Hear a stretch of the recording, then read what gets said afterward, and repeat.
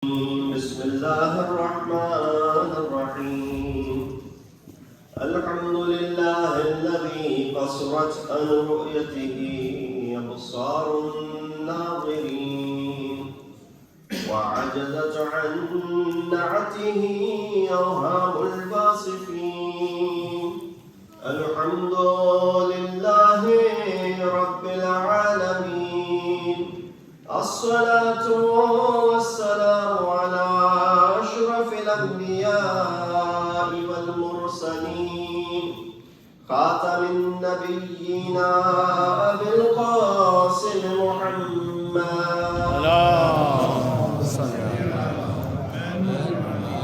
وأهل بيته الطيبين الطاهرين المعصومين الذين ذهب الله عنهم الرجس وطهرهم تطهيرا أما بعد فقد قال الله تبارك وتعالى وقوله الحق وهو أصدق القائلين بسم الله الرحمن الرحيم يا أيها الذين آمنوا من يرتد منكم عن دينه فسوف يأتي الله بقوم يحبهم ويحبونه أذلة على المؤمنين أعزة على الكافرين يجاهدون في سبيل الله ولا يخافون لومة لائم ذلك فضل الله يؤتيه من يشاء والله واسع عليم صدق الله العلي العظيم.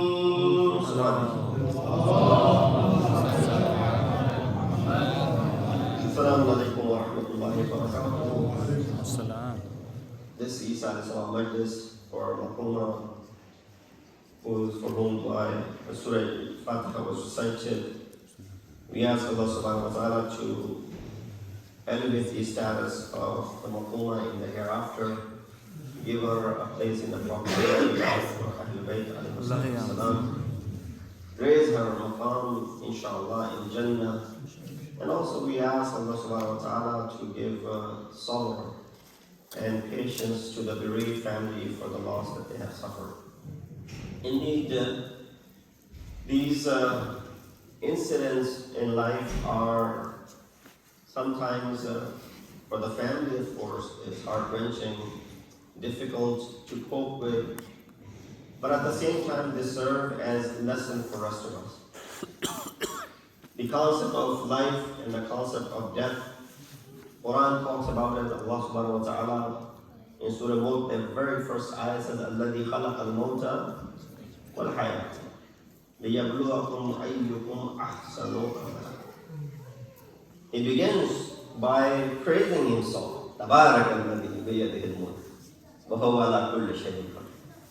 And glorified is Allah, Barakat is that Lord of yours who created everything, and in whose hands is everything and all the power. الَّذِي خَلَقَ الْمَوْتَ وَالْحَيَاةَ, the one who created both maut and hayat. Creation of maut and the creation of hayat serves as a falsafa that Allah subhanahu wa ta'ala gave it to us. The life that He has bestowed upon many of us, the life that Allah subhanahu wa ta'ala has given to us, it depends if this hayat is hayat tayyibah or if it's this hayat is not hayat tayyibah. Because you and I are created for hayat tayyibah. If the life that is spent in worship of Allah subhanahu wa ta'ala, if the life is spent in obedience to Allah subhanahu wa ta'ala, if life is spent serving and believing in the wilayat of Ahl-e-Bait, then that is the life which is hayat tayyibah. But of course, if these things are lacking, then this hayat is just the hayat of anyone else. And even the animals have the hayat. We talked about it in one of the Majlis that Allah uses two words for life. One is ma'ishatan, aish, and the other one is hayat, hayy. The difference is The word hayat or hayy is the one that is used for Allah subhanahu wa ta'ala. هو الحي القيوم. But عيشة راضية, عيش is used for who? All of us, mankind. Because this ma'ishatan, this aish has the physical realm associated with it, or the materialistic life associated with it, and of course Allah subhanahu wa ta'ala is beyond that. What I wanted to talk about in this brief time that I have in this verse number 54 from Surah Ma'idah chapter 5, rather a lengthy ayat, but there are 5 pieces of advice or elements of success, if you want to call it, that are mentioned in it. The ayat begins on a negative note, and that is also the beauty of Quran. That if someone wanted to explain to you falsafa or something, they might have to write pages after pages after pages, paragraphs after paragraphs in books and articles to explain something. Quran within one sentence, one line, talks about it, explains it in power detail, and ends it as well. We look at this ayat as well. A lot of times people who do the istikhara themselves, when they look at the ayat, the beginning part of the ayat is negative, but the middle part of the ayat is very much positive. So what do? You're stuck. Molana, a lot of times people do istikhara themselves and then they call us, Molana, I did the istikhara myself, this ayat came about, can you interpret it for me? Well, why did you do it yourself? You should just call me and ask me to do it for you in the beginning. No, I thought I could do the istikhara, mashallah. No, it is possible that the interpretation of an individual differs on that very ayat. But of course, you rely on your understanding of the ayat by looking at the translation. Therefore, if you look at this ayat, it begins, Ya ayyuhalladhina amanu, man yartad an dinihi. Man yartad minkum an dinihi. All those who believe. Now Allah is addressing mu'mineen. Sahibani iman, those who have faith. Man yartad minkum an dinihi, fasawfa yati Allahu biqawmin yuhibbuhum wa yuhibbunahu.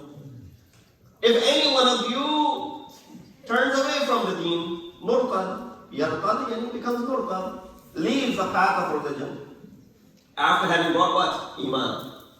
So here's a possibility, someone can become a mu'min and then revert. So don't rely that everybody that existed in the time of Rasulullah were mu'mineen. No, they reverted. They went back to their medical ways, the way they used to do. Quran talks about it as well. It speaks about the wives of the Prophet as well.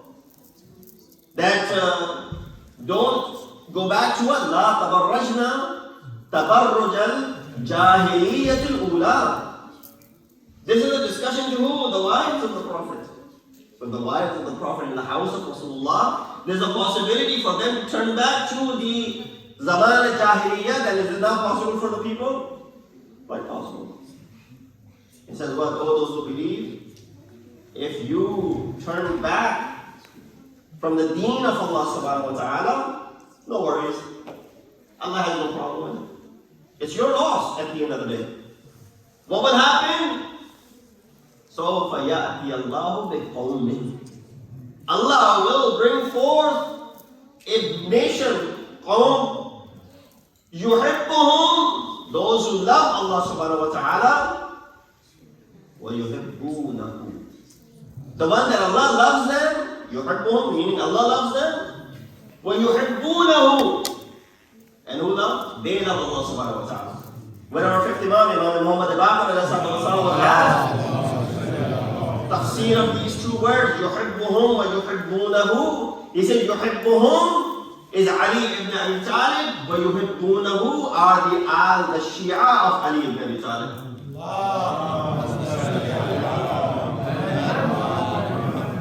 Imam said, يُحِبُّهُمْ is Ali. Allah loves him.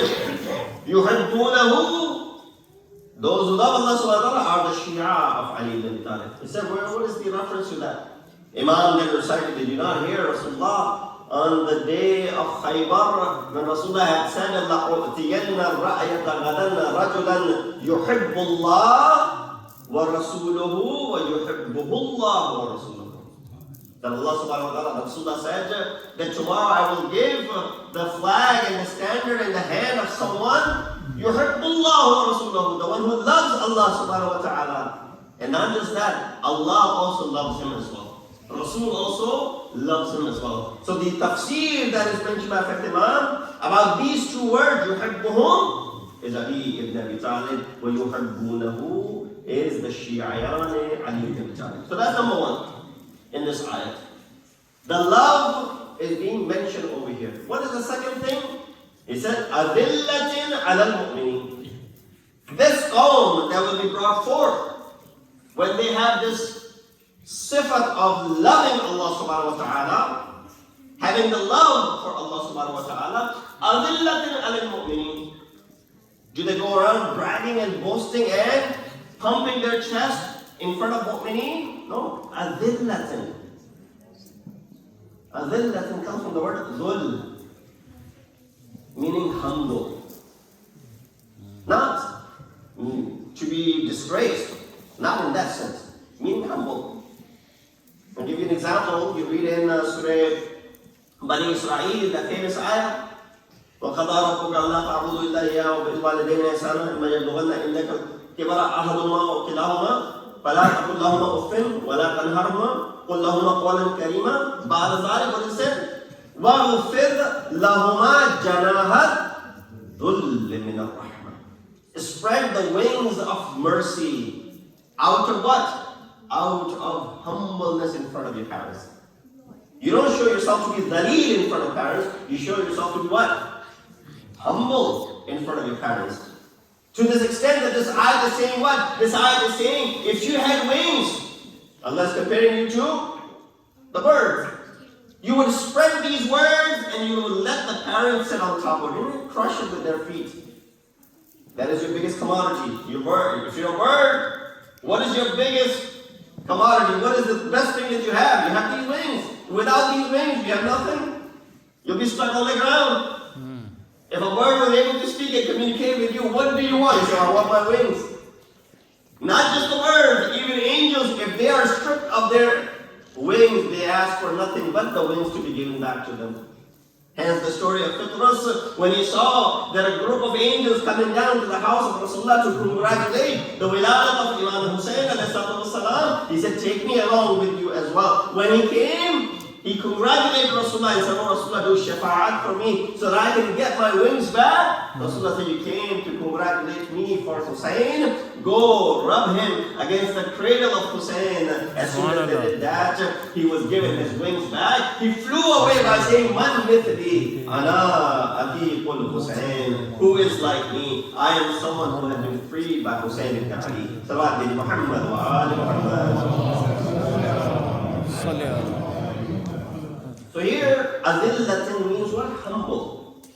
They are humble in front of fellow mu'mineen. When you see individuals, this sifat of theirs, mashallah, all of us are mu'mineen, inshallah. When you are amongst each other, you should be humble. That's what the sifat is being mentioned. That qawm which will be raised, that qawm which loves Allah, that qawm which is the Shia of Ali, is what? Adillatin al-mu'minin. They are humble in front of mu'minin. But the other sifat that Allah mentions, He says, وَأَعِزَّةٍ al-kafirin. While they are humble in front of mu'mineen, they are what? They're stern in front of kafirin. Aziz is one of the sifat of Allah subhanahu wa ta'ala, right? Wallahu azizun zul intiqam. Allah is Aziz. And Sahib intiqam. Aziz means has might. Over here, the word Aziz is, Aziz al-Ism, because he had the power. Comes from the word Izzat and honor and integrity as well. But Aziz over here that is being mentioned, that they're firm. They're stern. They don't let anything come in between. When it comes to Kafir Salawat bin Muhammad wa they're stern towards the faithless. Yujahiduna fi sabilillah. The next sifat that is mentioned. That they are the ones who do jihad fi sabilillah. They're not afraid. And jihad does not have to be always bringing the concept that jihad is in the battlefield with a sword in your hand. No, that is not a jihad. That is not limited to jihad. Jihad has a beyond, broader perspective. Remember the poem that came back? Rasulullah said, "Ihum marhaba biqawmin qadamu jihad al-asghar wa baqiya alayhim jihad al-asghar." Welcome back. You just performed minor struggle. Rasulullah, you almost got killed over there in the battlefield. You said minor struggle? What could be bigger than that? You were almost dead over there. He said, no, a major struggle awaits you. Jihad bin nafs. So when it says yujahiduna fi sabilillah, don't count yourself out of it right away. Oh, this ayah doesn't affect me. This ayah does not include me. No, you are actively doing jihad fi sabilillah. When you're fighting with your nafs, when you're taking care of this, what are you doing? You are actively doing jihad in the way of Allah subhanahu wa ta'ala. Next sifat will say, وَلَا يَخَافُونَ لَوْمَةَ لَائِمٍ. This is a sifat which unfortunately begins at a very young age and sometimes carries over even when we are older.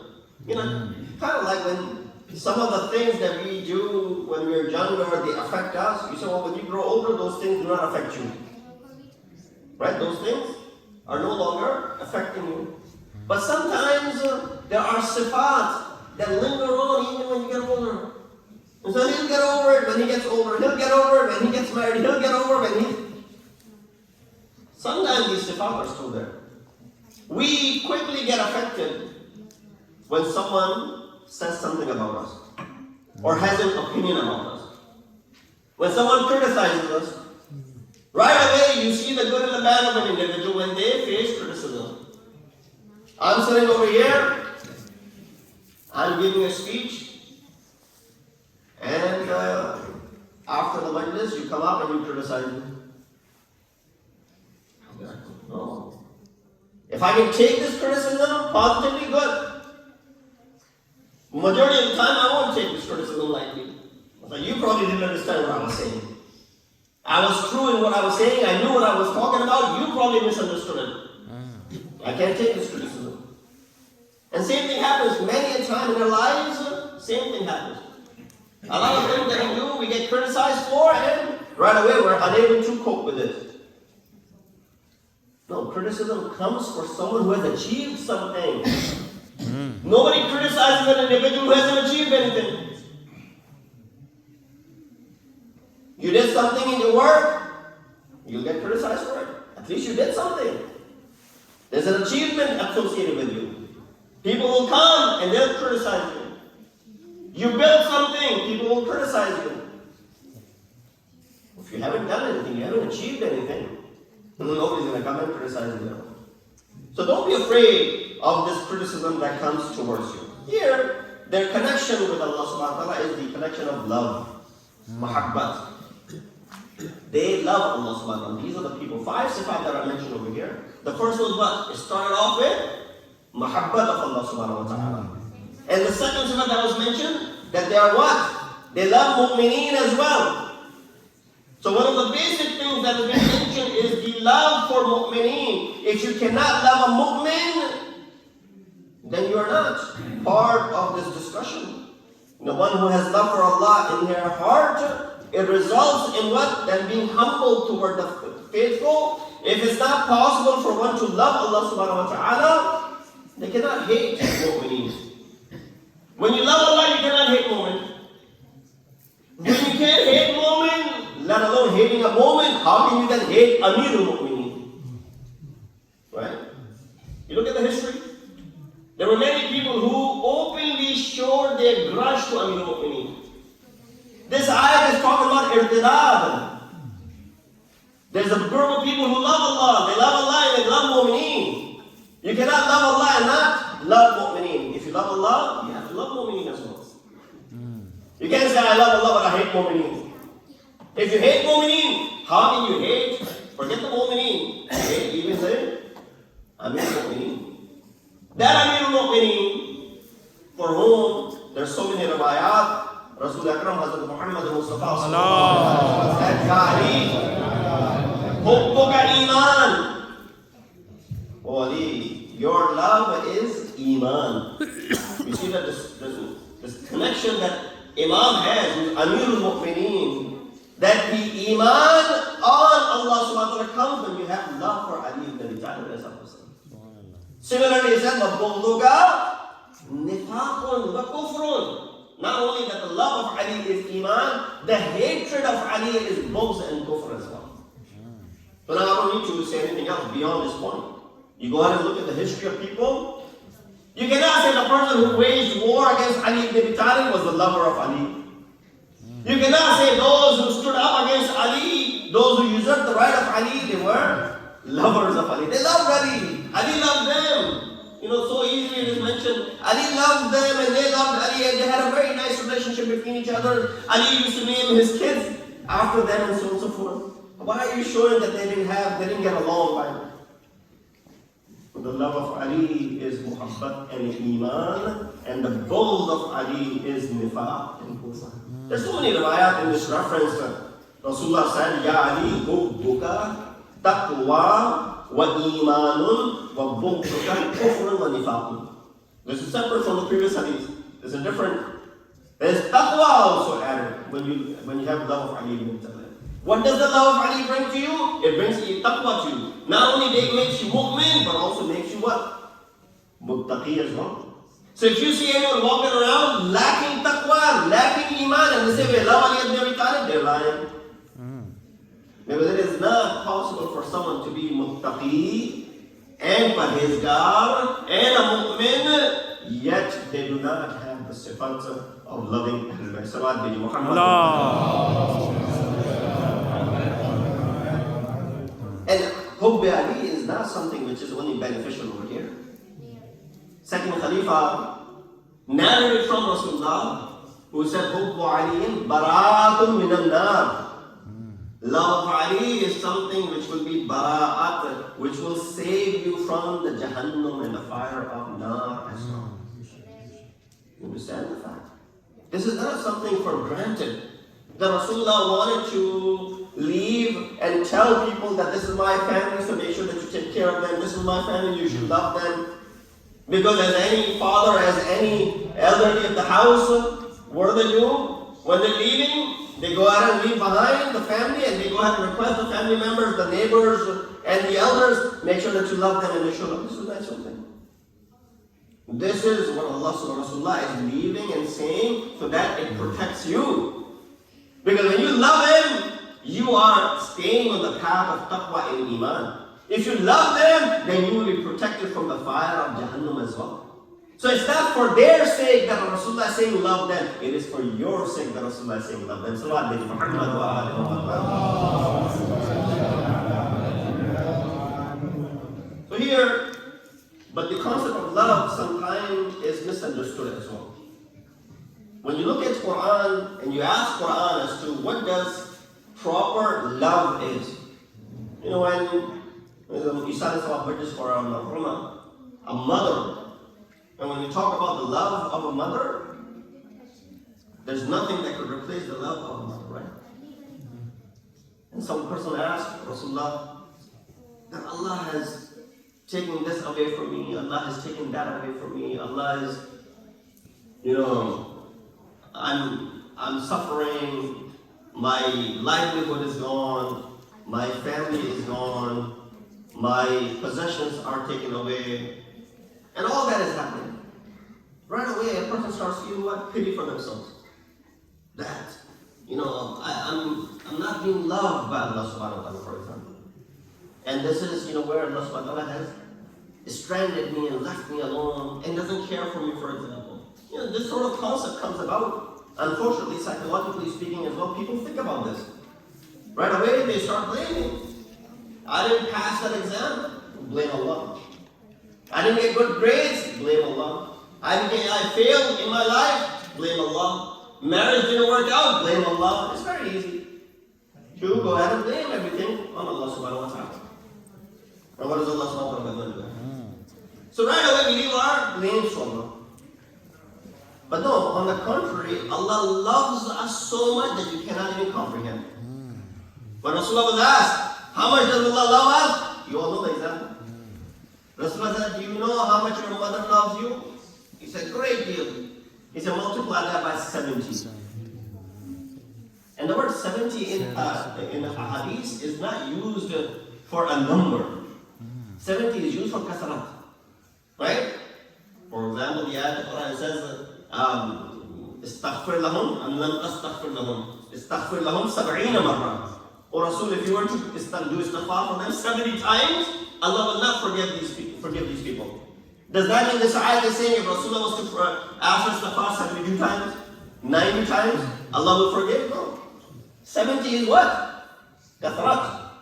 Same thing over here. It says, Rasulullah was asked, how much does Allah love us? He said, you know how much your mother loves you? He said, a great deal. So multiply that by 70. That's how much Allah subhanahu wa ta'ala loves you. When you can understand and measure the love of a mother for their child, now multiply that by 70 times, that's how much Allah subhanahu wa ta'ala loves you.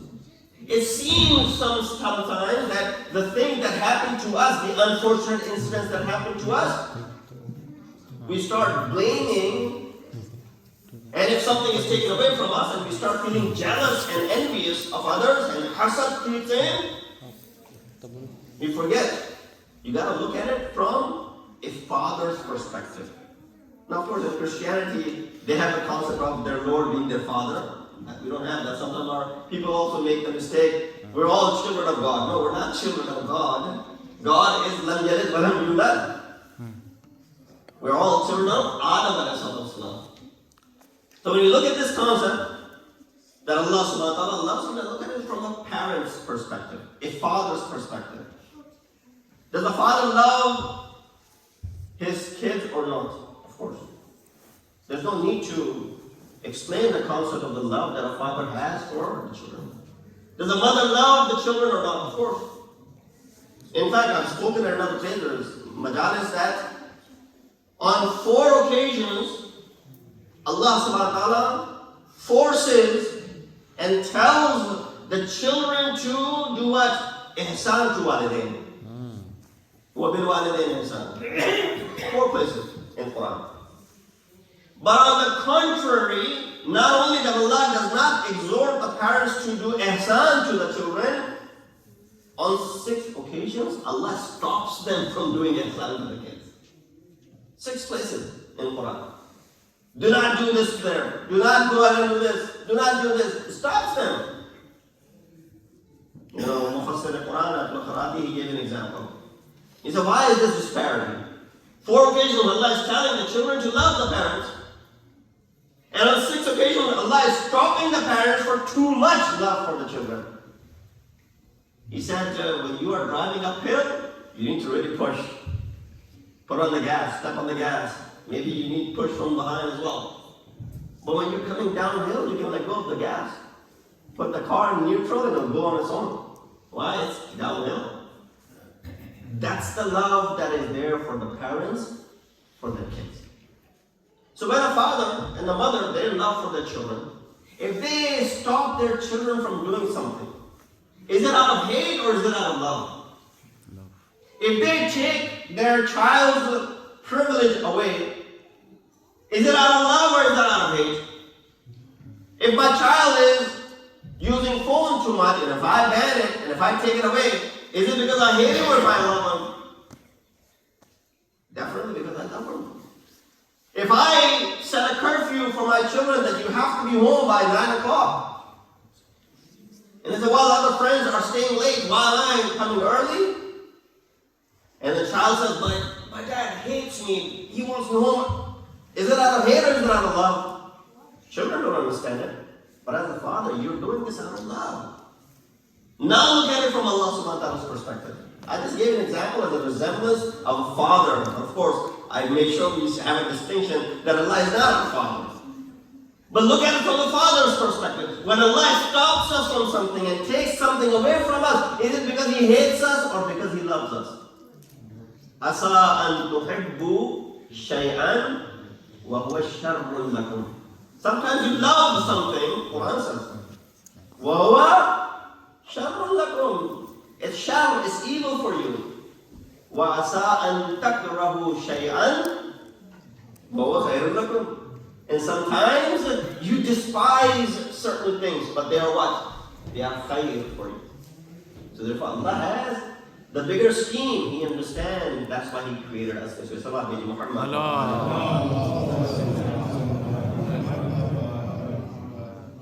So the last concept in this ayah that I have recited for you, there was a hadith that I wanted to share, which reflects on Akhir Zaman.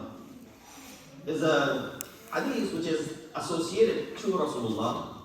There's a book called Mawa'idul Adadiyya. Al-Mawa'idul Adadiyya. One of the Maraji of contemporary passed away, Ayatollah Mishkini. He compiled this book.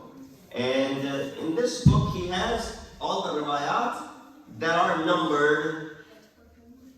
2 of this, 3 of this, 4 of this, 5 of this, 6 of this, all the numbers that have appeared in riwayat. So that's also another art. We got this book, Bihar al-Anwar, has got 110 volumes of all the riwayat. What did he do? He went into this Bihar and he took out only those hadiths which speak about what? If there's 1 of these, if there are 2 of these, if there are 3 of these, if there's 4 of these, and if there are 5 of these.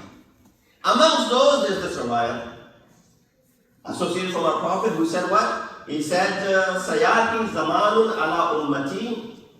There will come a time upon my ummah, yuhibbuna khamsan wa yansawna khamsa. They will love 5 things and they'll forget 5 things. So I don't have time to go in the depths of it. I'll just quickly mention the hadith and I'll leave it to your own understanding of it. That they love 5 things. While loving those 5 things, nothing wrong with loving those 5 things, by the way. They forget other 5 things. So sometimes you gotta be careful. A love of something should not make you forget something else.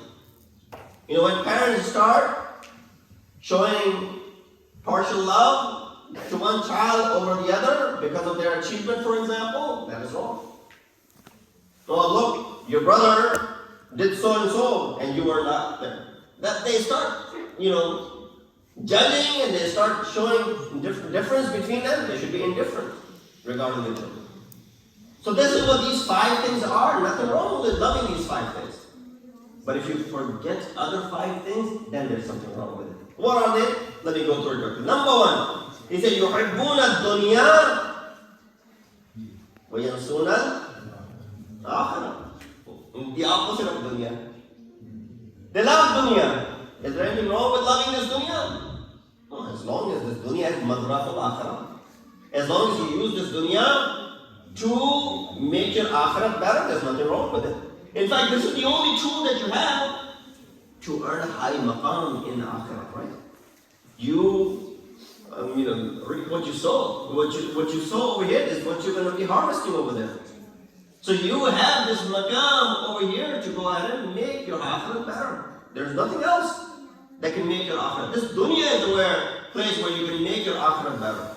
But if you fall in love with this dunya and you forget about the akhirat, this is where the problem arises. Rabbana a'atina fid dunya hasana. You're asking for hasana in this dunya. Wa fil akhirati hasana. But you need to earn the hasanat in this dunya in order for you to achieve the hasanat in the hereafter. Again, I'm not going to go into too much detail because there's a lot to discuss over this. Number 2, يُحِبُّونَ الْمَالَ وَيَنْسُونَ الْحِسَابَ. There's nothing wrong in loving the wealth that you have acquired. There's nothing wrong with that. There's nothing wrong in having the wealth. In fact, if you don't have it, then you don't have your voice. You need the wealth to be able to survive. You don't want to be extending hand in front of others. In fact, you should be the one helping others. How are you going to do that? By acquiring wealth. But the moment this wealth makes you forget the hisab of the hereafter, that's when this wealth becomes what? Problematic. Number 3 is a story about one of the Ottoman Empire and their ruler, Ibrahim Pasha. One day he went into the masjid in that area where they used to live, and I think he was going to Halab or that place, and there was the Sheikh Syed al-Halabi over there. And it was mentioned that Ibrahim Pasha, he's the Wazir Azam, and he's the high profile man who's coming. Imagine I'm giving a lecture over here, and a state representative or high officials, they come in, we'll show some protocol to them and we'll stop it. Or for example, a dignitary from another country, a president or a vice president, not of this country, but of another country was invited to come to our masjid. Let's say the president of Iraq or president of another country was to come and visit, and we'll, out of their honor, we'll stop the Majlis. We'll let them come in and welcome them. Right? So this Sheikh Syed Halabi was giving a lecture. And he was, teaching his students. As soon as this Ibrahim Pasha, he walked in, he didn't pay any attention to him. He continued doing whatever he was doing. And some mentioned that he had his feet extended, and he continued to have his feet extended. Ibrahim took this as an insult. And then he went back and he said, who is this guy? Reprimand him. He was invited, he was called for, he was brought up. He responded by saying this, Man madda rijlayhi la yamuddu yadayhi. The one who extends his feet does not extend his hand out. I do not need anything from you. I'm worried about Allah subhanahu wa ta'ala. My hisab kitab is with Allah subhanahu wa ta'ala. I don't need to worry about what you are and what you have to offer. So, yuhibbun al-mal wa yansuna isab. Let me go through this quickly. Number 3, yuhibbun, maybe I'll have to explain this one a little bit. Yuhibbun al-nisa wa yansuna al-hukur. That these are the people who love the nisa of this world and they forget about the ghur. Now here, it's not talking about loving your own spouse. No, you should love your spouse. It's talking about the women that are not mahram for you. You're not even allowed to look at them after the first glance. Right? The first glance is allowed. After that, you're not even allowed to look at them. It said, yuhibbun al-nisa of this world, wa yansuna al-hur. They get busy in this over here and they forget about the hereafter. Yuhibbun al-qusur wa yansuna al-qubur. These are the people who love big qusur, meaning what? The qasr and the forts and the mansions and the houses. But what do they forget? The 6 feet long cover that they all have to one day enter into. Again, all of these require, going into details, and I have examples for it, but I don't have time to go into that. And lastly, he said, يُحِبُّونَ النَّفْسَ وَيَنْصُونَ الرَّبَّ. Come a time in Akhir Zaman where people will love their nafs more than they will love Allah subhanahu wa ta'ala. Where did our discussion start from? Our discussion started with the ayat which says, مَنْ يَرْتَدَّ مِنْكُمْ عَنْ دِينِهِ فَسَوْفَ يَأْتِيهِمُ اللَّهُ قَوْمٍ. Allah subhanahu wa ta'ala will bring it on, which is what? يُحِبُّهُمْ وَيُحِبُّونَهُ. The love is where it started. Rasulullah toward the end of this hadith says what? أُولَٰئِكَ بَرِيئُونَ مِنِّي وَأَنَا بَرِيءٌ مِّنْهُمْ. These 5 people that I mentioned, I am bari'ud dhimma. I have nothing to do with such individuals. Brothers and sisters, deen is nothing but love. Hadith deen is love. There is nothing but hope and love in this deen. Allah subhanahu wa ta'ala, the other adyan who claim love and whatnot is what their deen is. But there's no better deen that shows love and mercy. In fact, Al-Jabali when he was explaining the concept of rahmat and niqmat, rahmat and adab, right? He said there's only rahmat of Allah subhanahu wa ta'ala. There isn't really any adab of Allah subhanahu wa ta'ala. He said, how so? Quran talks about the adab. He said, no, that adab that you're referring to actually falls under the umbrella of rahmat of Allah subhanahu wa ta'ala. He said, rahmat is the one big umbrella. Underneath this rahmat is what? You have adab. Wait a minute. Adab comes under the rahmat of Allah subhanahu wa ta'ala? Yes, it is. He said, there's no adab separate category. There's one ni'mat and then there's adab. No, these aren't 2 separate categories. There's just one category. Ni'mat and rahmat. Under this ni'mat and rahmat comes the adab of Allah subhanahu wa ta'ala. Let me explain quickly for the children. Adults have understood. What does that mean? That means that there isn't any Allah, there isn't any hatred, there isn't any negativity. All there is love. For example, when you feel the pain after some ailment, is it good or bad? Doctors are sitting over here. If I have a pain, is it a good thing or a bad thing? Bad. Some would say good, some would say bad. It's a relative question. Wallah, you're asking a tricky question. Good, because if you don't know where it's hurting, you can't do the ilaj. You'll get to mu'alija, you'll take the medication, you go get yourself fixed only when you know where it's hurting. Imagine there was no pain and you were hurting inside. That's worse. So pain becomes what? Becomes good. Even shaitan is a rahmat of Allah subhanahu wa ta'ala. Jahannam is a rahmat of Allah subhanahu wa ta'ala. If there was no shaitan, you and I would not know the path of Allah subhanahu wa ta'ala. If there was no Jahannam, we won't have any incentive to stay away from it, to work hard to go to Jannah.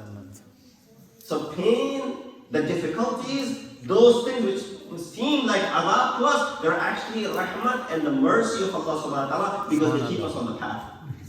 The troubles keep us on the path, and therefore there's nothing except this big umbrella of the rahmat of Allah subhanahu wa ta'ala. Let me bring you to a close. Allah subhanahu wa ta'ala sent our prophets to be rahmatan. And he was indeed rahmat for Alameen.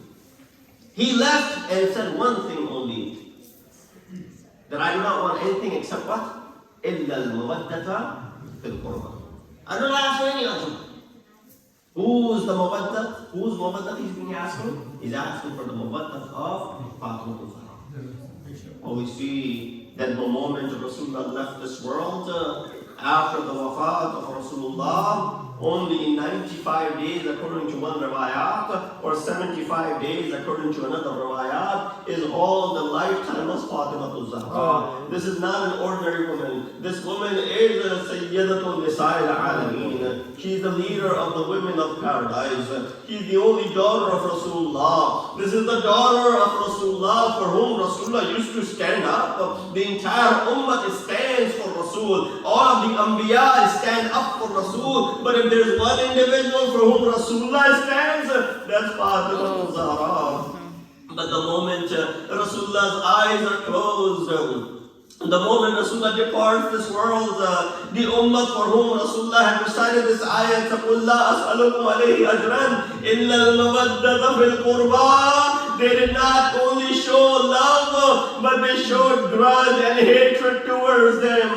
Can you imagine? Love is bringing fire to the house of Fatima. Does love translate as breaking the door of Fatima? Does love extend when you shout from behind the door, "Oh Fatima, we will burn down the house," and whoever's in it, Fatima al-Zahra she reminded him saying what? This is the door, this is the house upon which Rasulullah used to stand and say, "Assalamu alayka, ya Ahl-e-Bait an-Nubuwwah. Inna lillahi wa inna ilayhi raji'un." Oh Allah, please accept our ibadah tonight. Allah, we've committed a lot of sins, please forgive our sins. Allah, give us the tawfiq and ability to follow the commands and teachings of Ahl-e-Bait alayhi wassalam.